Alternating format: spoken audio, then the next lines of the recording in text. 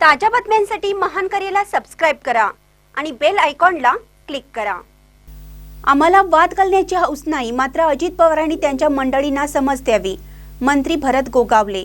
महायुती वाद विवाद संदर्भात बोलताना मंत्री भरत गोगावले म्हणाले, आम्हाला वाद करायची हौस नाहीये, पण अजित पवारांनी त्यांच्या देखील मंडळींना समजावं। खोटे व्हिडिओ दाखवण्याचं काम सुरू आहे, त्याचा देखील आम्हाला शोध घेतला पाहिजे।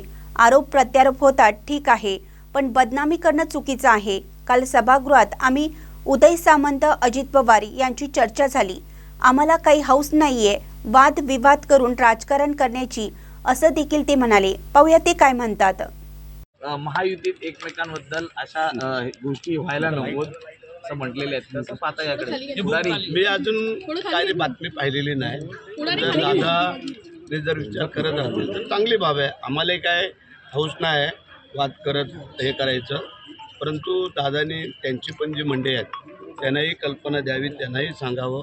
चुकीचं आणि खोटं नाटं जे काय व्हिडिओ दाखवण्याचं काम किंवा हे जे काय चाललेलं आहे हे पण कुठंतरी आता आम्हाला शोधणं गरजेचं वाटतंय। कारण आरोप प्रत्यारोप हे होतं ठीक आहे, परंतु बदनामी एखाद्याची जाणून बुजून करणं की त्याच्यामध्ये काय तथ्य नसताना हे पण थोडंसं वरिष्ठांनी त्याचा शोध घ्यावा असं आम्हाला वाटतं। पण या संदर्भात भेट आपली घेतली दादांनी आणि त्यानंतर उदय सामंतांची भेट घेतलेली आहे। आदिती तटकरे यांना देखील समजावून सांगण्यात आल्याचं कळतंय।